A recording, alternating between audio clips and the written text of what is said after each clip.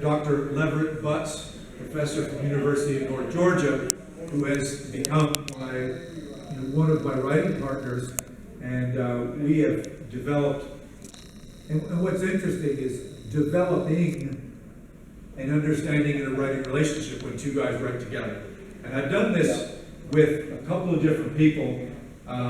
Lev does, it's not a long line, but it's Ian Holt to start with, and then J.D. Barker. And I'll say this, because Lev, I think we just need to talk about collaborative writing before we get into our stories, on the actual stories you've written. And it's a fine art, and there's a lot of trust that has to go into it. Because if you can imagine any kind of artists who trust the other person to represent them, yourself well as them. There needs to be an agreement, sort of a symbiotic relationship, that I just don't hand Lev a bunch of files or chat on the phone and expect Lev to just read my mind or come up with the way I want things on paper. And vice versa. He shouldn't just sit there and go, oh God, I got to take all this stuff from Dacre. So you have to establish this relationship about not only who does what, but how you do it.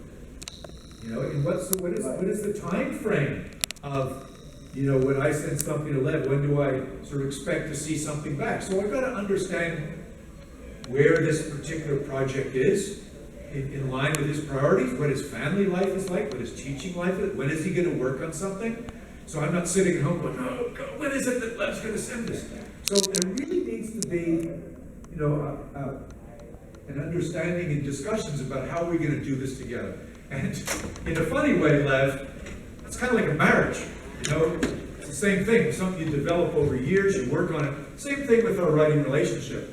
And I'll shortly ask you, Lev, just to kind of give your 2 cents worth here on it. But we met at Monsterama years ago, and we had a table near each other. And in the free times, he'd come over and sit next to me. We chat, and I'd chat to him.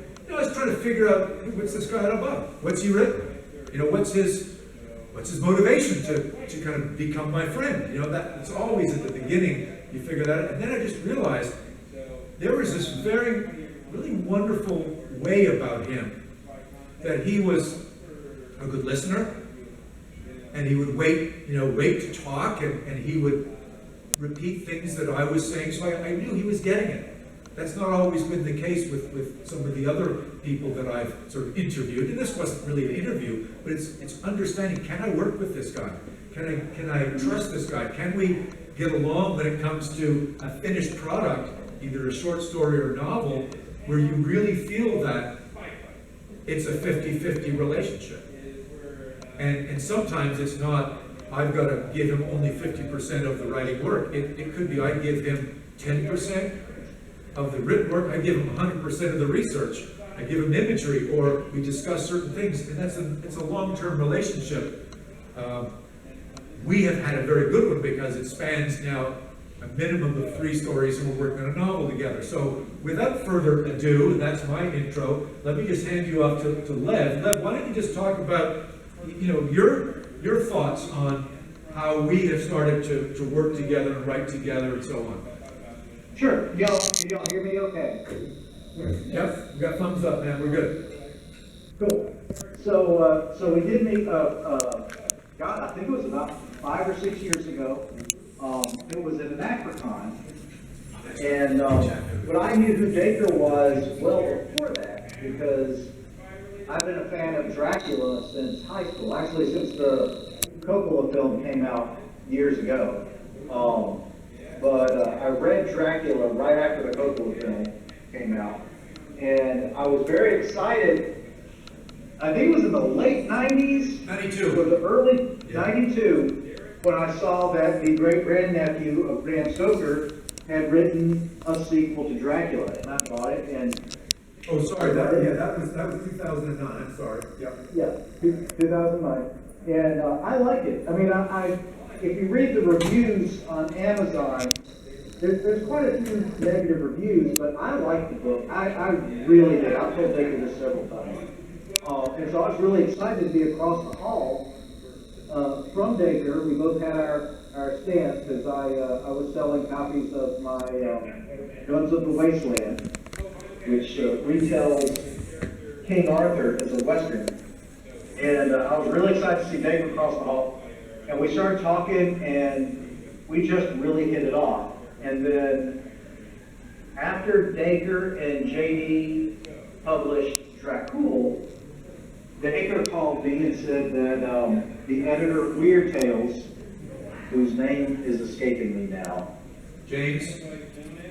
Yeah, not James Eccleston. Oh, yeah. Oh shoot, Yeah.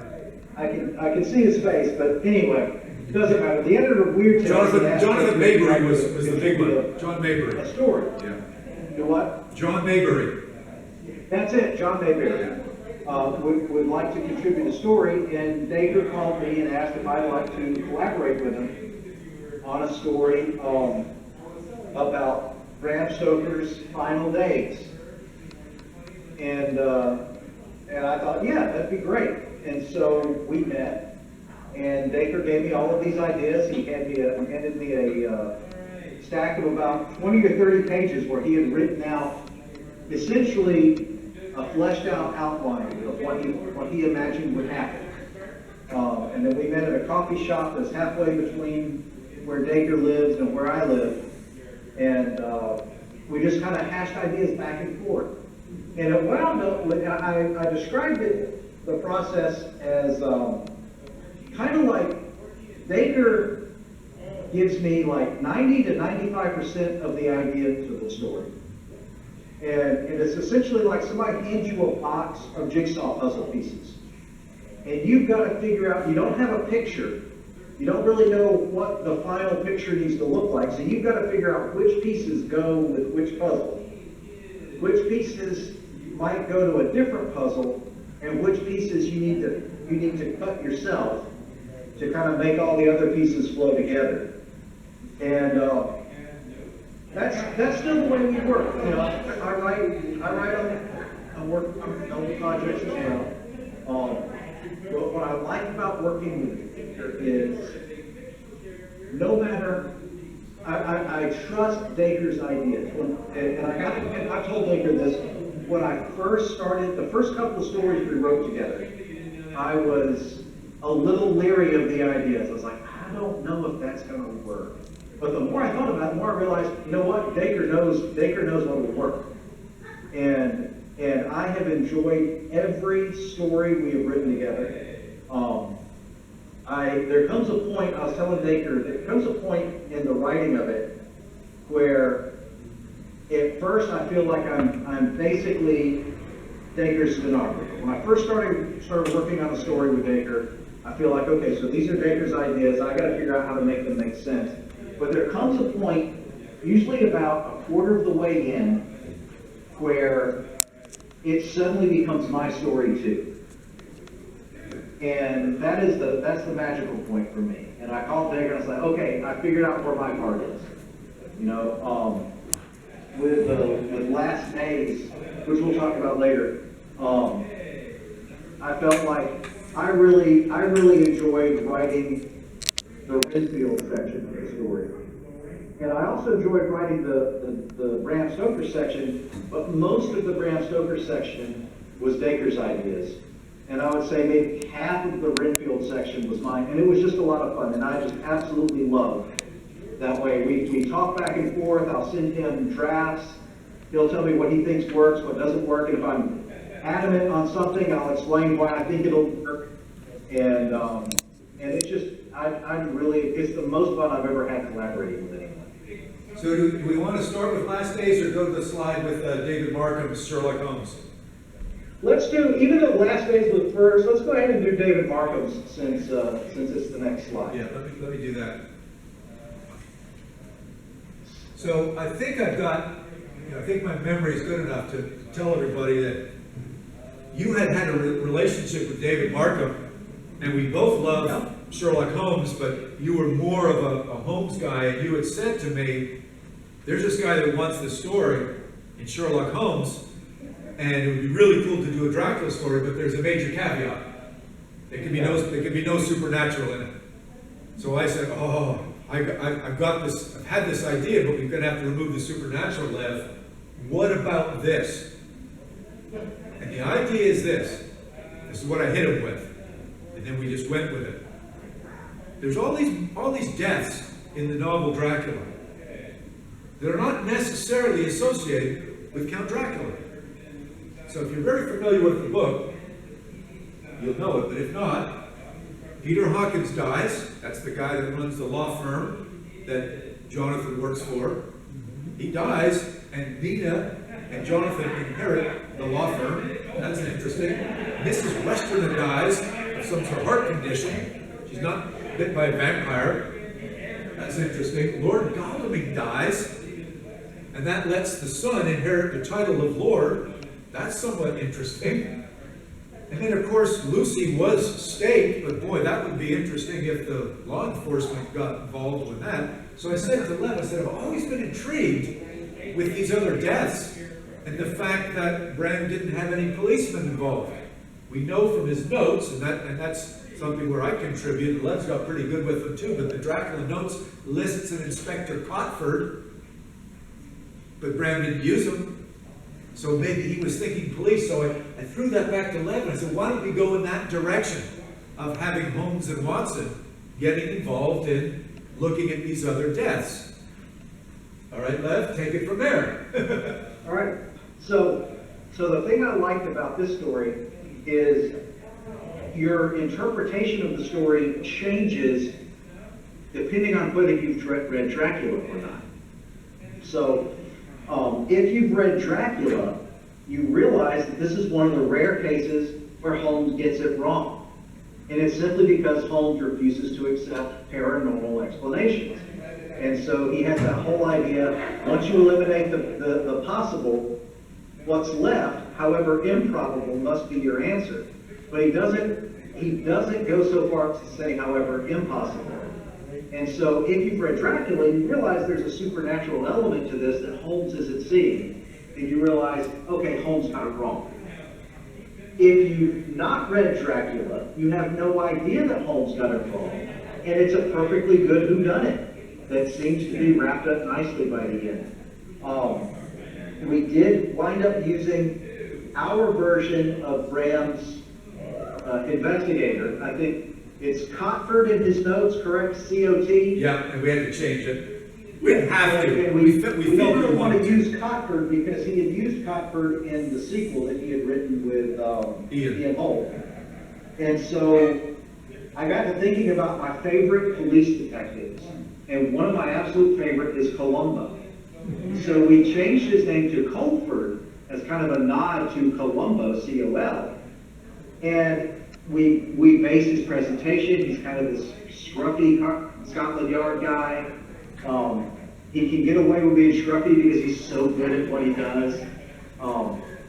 And so we have Colford working with Holmes and Watson. We brought in elements of other Holmes stories. We've got Holmes's brother Mycroft, who it's implied understands that there's more to it than what Holmes is seeing.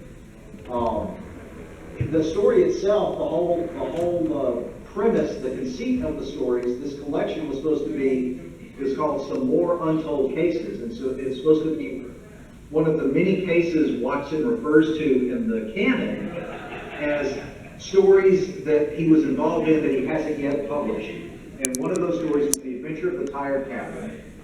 And so we were thinking about who could the Tired Captain be. And the captain is Quincy Morris's father, who was a captain in the Civil War. He comes to let me share that piece of his son. Let me share that piece.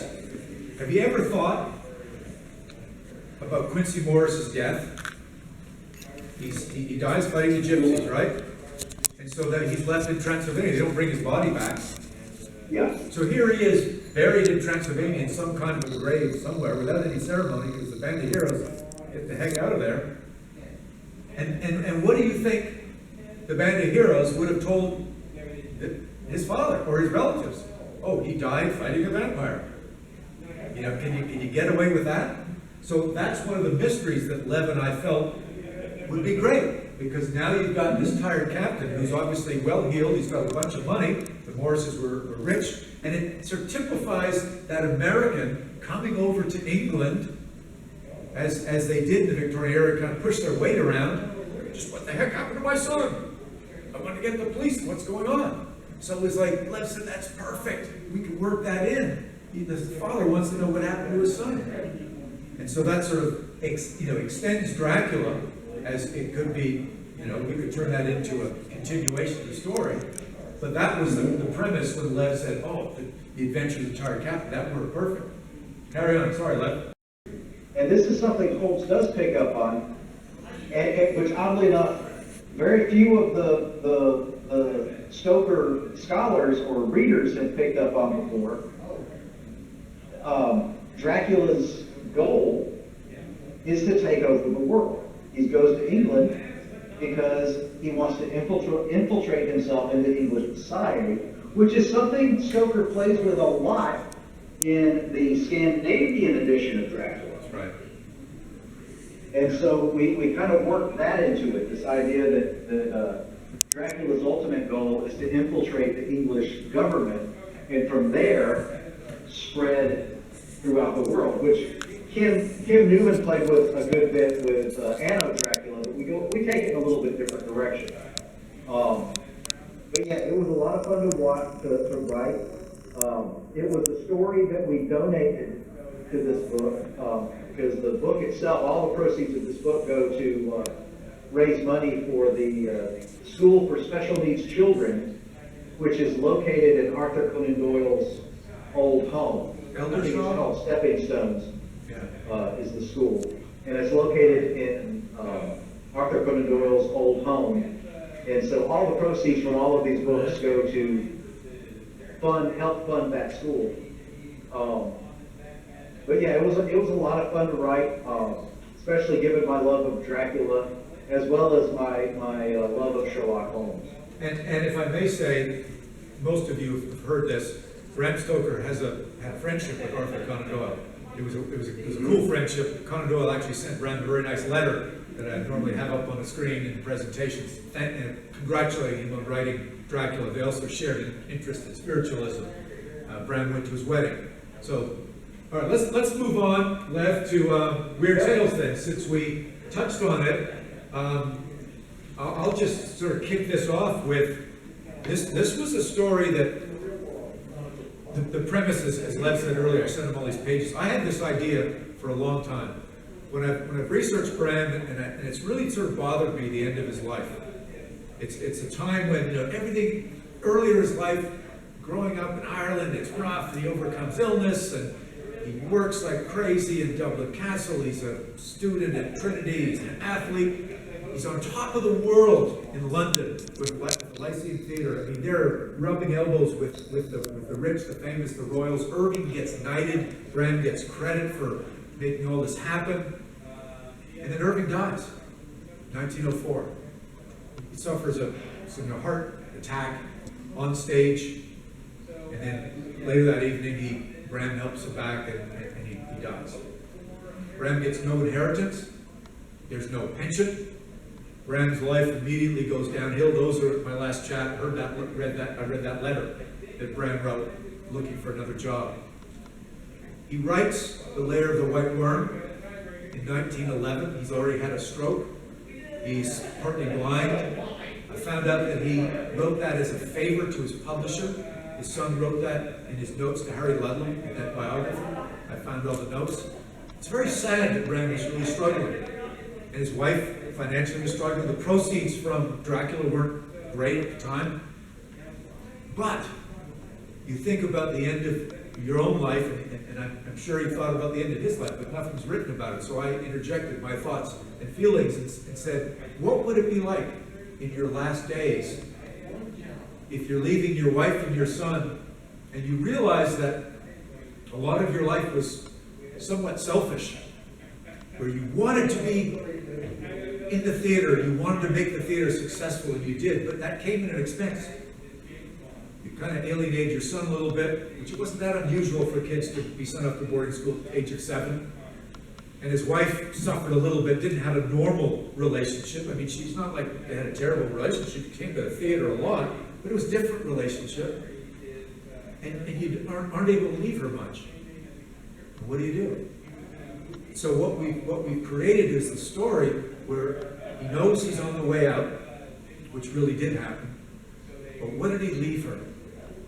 And what he left her is things that I know about and Lev loved to jump on, was the fact that he made sure that Dracula was protected for its dramatic rights, and he had a staged reading in the Lyceum Theater. And then we know that he edited some things out of Dracula, but some of those secrets would be, I would think, are sitting in a box. And so I found this, this was on the internet, but it was a box, and I thought, wow, what if Bram could keep some of these secrets in a box, but he needed to tell his wife, this is what you've got. So I brought his brother into it, who I knew signed the death certificate. His brother was a famous doctor who helped him write Dracula, write the medical parts for him. And when I found the medical certificate, there's his signature, so I figured he's got to be there. So it's these things that I felt would need to be part of that last week of his life, and he needs to then share these stories. What is he leaving behind? Dracula's not a famous book yet. The famous book was Personal Reminiscence of Henry Irving, and he made some money out of that. But what does he tell his son? What does he tell his wife? And then what are these secrets that he doesn't want to take to the grave? And this is where Lev came in with going, we've got to exploit Dracula's guest. Yep. And I've told you guys already, Lev, you're about to get queued up here, that I know by looking at the Dracula typescript that Paul Allen knows that Dracula's guest was a part of the typescript at some time. There's no question. I won't waste Lev's time to tell you that it was part of. So that story became the basis, and he had a love, as he still does, for the Renfield story. He loves the 92 Cobra. We talk about Tom Waits playing that. So that's when Lev got kind of really excited about this story. So Lev, are you ready to take it from here and jump in? Okay. Yeah, so there's two things about Dracula that I absolutely love. I love Renfield. Renfield is my absolute favorite character. I especially love, as they point out, Tom Waits' portrayal of Renfield. So that's who I was kind of envisioning when I was writing the Renfield section. But the other thing I love is the introduction to the Scandinavian translation, where Bram just flat out says, I knew Jonathan Harker, I knew Camina Murray, this is what they experienced. They're people of excellent character. And I thought, what if Dracula was real? And so I got to thinking, I've always kind of thought that Renfield is the character in Dracula's Guest. And a lot of the consensus is it's Jonathan, but I've always thought it was Renfield, because when we first meet Renfield, he's already crazy, but we have no idea what drove him crazy. But if you experience the things in Dracula's Guest, that would be enough to drive you crazy. And so I got to thinking, why don't we write our own version of Dracula's Guest? And so the second part, the middle section of Last Days, is Renfield's story. How he wound up going to Transylvania, what made him go crazy. I played with the idea of Renfield being estranged from his father in much the same way that Bram kind of had a strained relationship with his own father. And so you get this idea of fathers and sons. We played up the idea that Bram felt that he had been not the best dad for Noel, so you get all of this kind of, George Lucas says in Star Wars that the thing about all the Star Wars movies is they have to rhyme. And that's what I was thinking about. We have to rhyme. We have to run with this theme of fathers and sons and the relationship between fathers and sons. And it was a lot of fun to play with. It was a lot of fun to research. And Lev, are you ready for this now?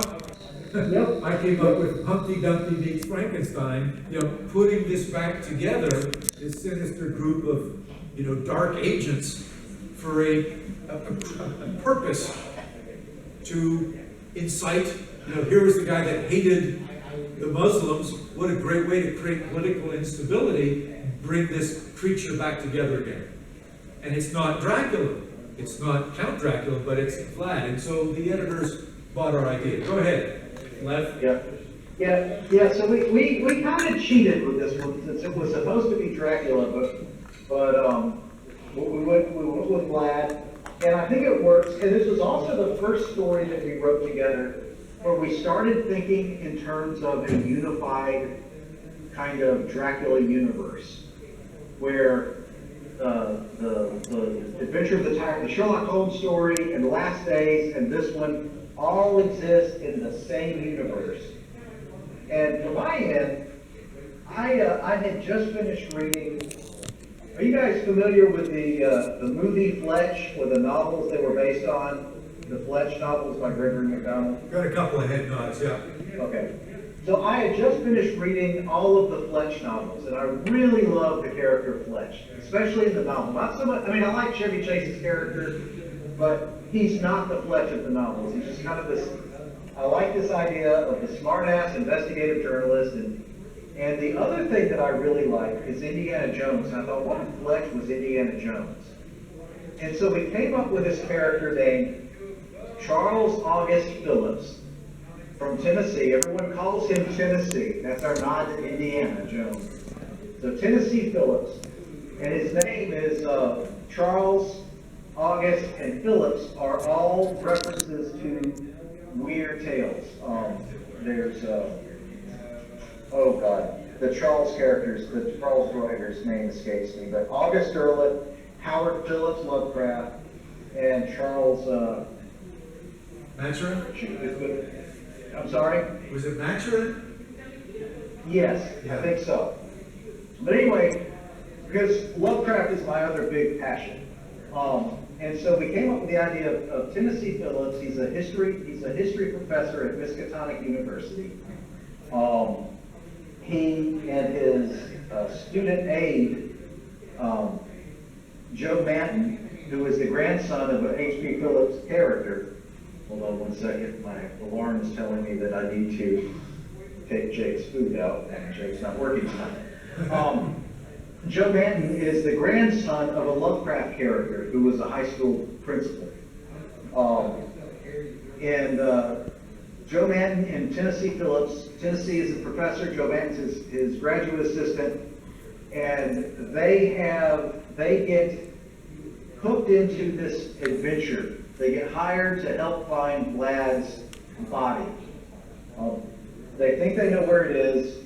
The people that hire them think that they know where it is. They hire Tennessee to go find it. And that one was a lot of fun just to write, because I really enjoyed writing the character of Tennessee. Let me just tell them who Savannah is, because the girlfriend of Tennessee is a famous doctor. And I figured if we're going to have to put Vlad back together again, why don't we have some doctor who is specializing in conjoined twins? Oh, you can take them apart, maybe you can put them back together. So they're sort of our Frankenstein. So these people have a certain set of skills that essentially the sinister group need to put this back together. Tennessee is a big expert in Eastern European literature and history, so he's, knows a lot.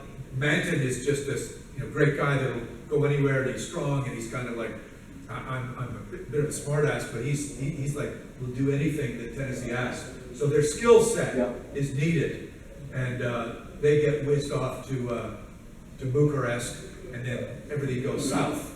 All right, carry on. Tell as much as you need, but we got to probably wrap this story up in about 4 or 5 minutes.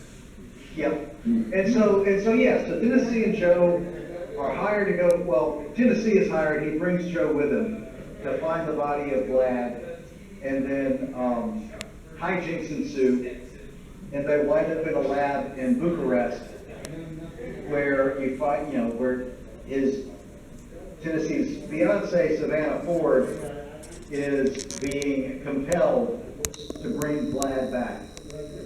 And there's another one that was a lot of fun to write. I was able to insert lots of little Easter eggs to both Fletch, to Dracula, to Indiana Jones.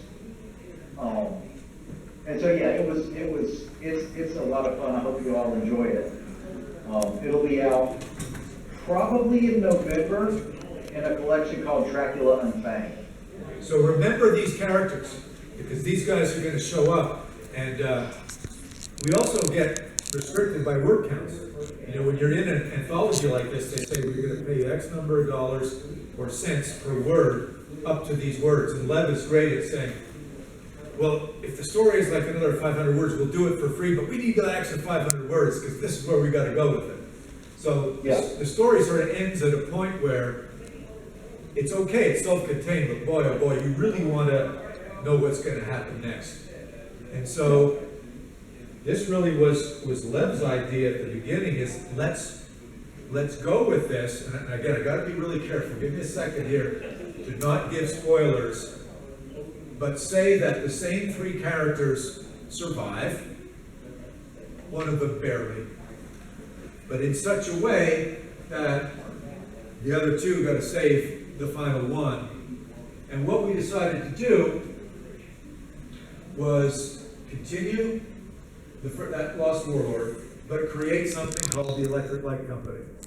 This is Len's idea. Yes. The band of heroes in Dracula were also referred to as the Crew of Light. That was Bram's doing. So we thought, oh, cool.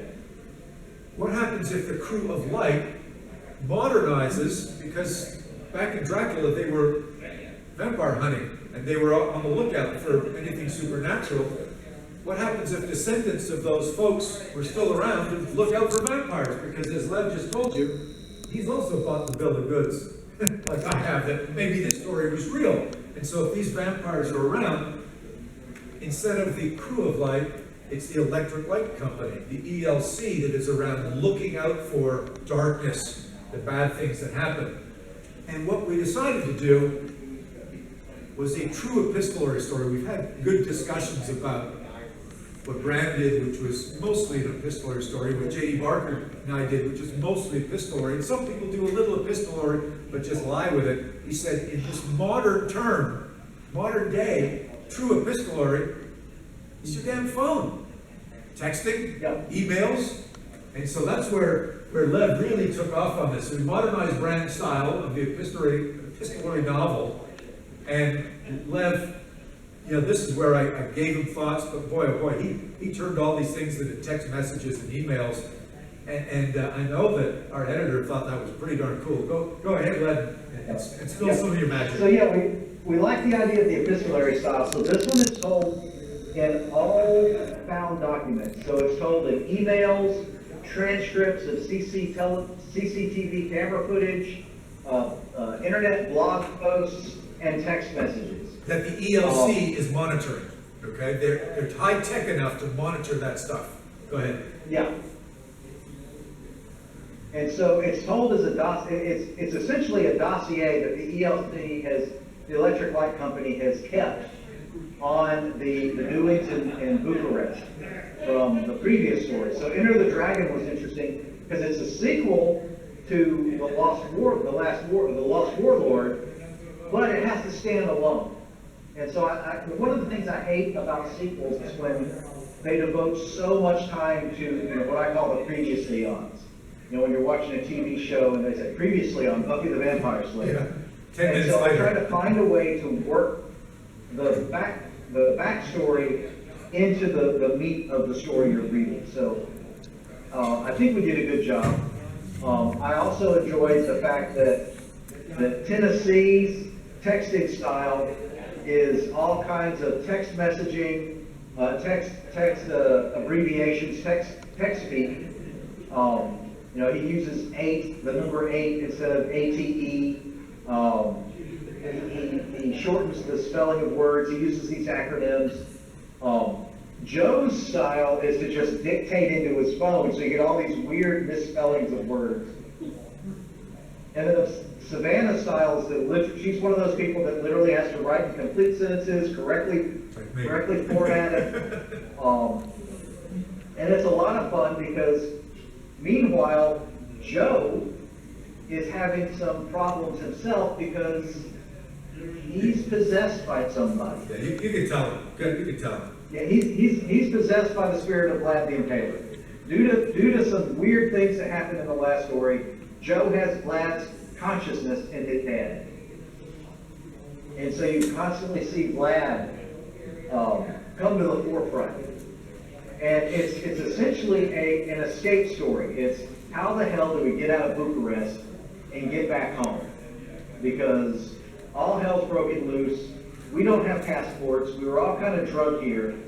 And so it's kind of a chasing story. You know, they're trying to escape the authorities. They're trying to find a way home. And of course the ELC gets involved. And the thing I like about the ELC is in our mythology, as Dacre pointed out, they were originally the crew of light from Dracula. They decided to organize, and we're working on a story that explains this. They decided to organize and call themselves the Gaslight Company. And of course, in the 20th century, they changed their name to the Electric Light Company.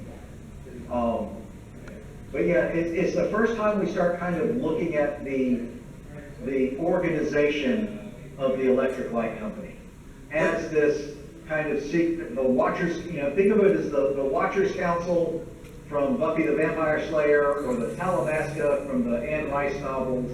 It's our version of kind of that with our own little spin to it. Liv, let's try to end this part on this one. I've been in New Orleans. I don't understand the culture all that well. It's very complex. Yep. But I've been there for some events. But you had an idea because you were doing some research or some writing that said, we got this thing inside Joe Manton. We got to have some serious voodoo magic power.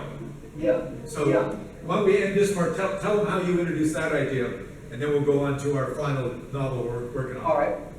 So one of my academic projects this summer is working on Robert Penn Warren's fiction and his use of folklore, mythology, and things like that. And in one of his novels, Band of Angels, he plays a lot with voodoo iconography. So over the summer, I did a lot of research into just voodoo. And one of the things with voodoo is the idea that spirits or loa can inhabit a body. You know, someone can be ridden by a loa.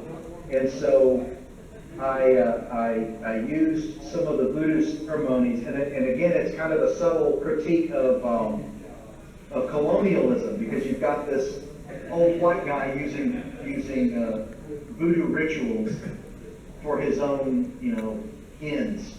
You know, this idea of bringing Vlad back to life. And so yeah, we used voodoo, and then of course at the end we wind up in New Orleans, where they try to use voodoo to fix Joe, and you know, it may or may not have worked to varying degrees. Yeah.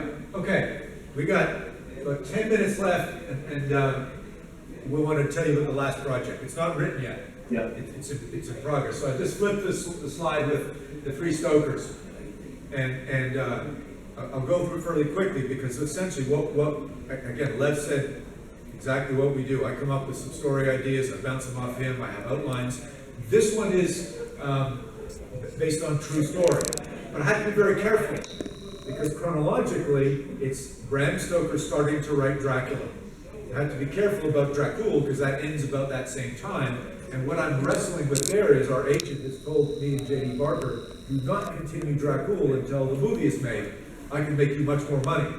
So Lev and I decided to take a slightly different angle here. It's not that fiction, it's not that it doesn't start, it has nothing to do with really the action and Dracula characters. It's more real. It's these three members of the family, and they really do go to Cruden Bay, Scotland. In 1893 is their first holiday, and they go there till 1911. And I now know a lot of things that have gone on in Cruden Bay, Scotland, and I know a lot of what it looks like. But basically, I wanted to, with Lev's help, depict the struggles of Bram Stoker to write the story. We know it took him 7 years from the time he started till the time he finished, and he could only had holiday time to do it. And I imagine if any of you have ever been this way, when you and your wife go on holiday and you bring a child or kids along, and yet you need a little free time on your own. In my case, I like to go fly fishing. And I'm not about to bring my wife and my kids home and say, bye, see you guys later, I'd be dead. But in this case, I think the same sort of thing would have been happening. Bram usually goes on holiday on his own for a beginning, a few days. In this case, he went up to Cruden Bay, Scotland, not knowing exactly where he was going. A map was getting him there because he was looking for certain geological features, true, and he ended up at this place. And then he said, this is the perfect place. It spoke to him on many levels, which we don't have time to get into now. But he then contacted his wife and son, who then came a few days later by train. But then he struggles with the time to write, that desire to finally get this book out of his system that he knows is going to provide income for the family. And it's finally going to be this book that's been 5 years in the making to write. And that is a struggle. But at the same time, there is sort of a reckoning of the balance in his life that I'm pretty sure he struggled with. And he needs some help with that balance. But he also he explores second sight when he's in this town. He's done his research on it. I know from his readings. I've looked at his private library. A lot of it was sold after his death. So I look at all the books, and I've got copies of them as well. So I know what Bram was looking at. And I know what was interesting to him at that time. So I know second sight, which was, Scottish folklore as well, and the belief that certain shepherds believed in second sight. Bram wrote a short story on it, and he included that in some of his other work. So sure enough, Lev and I are messing with that a little bit.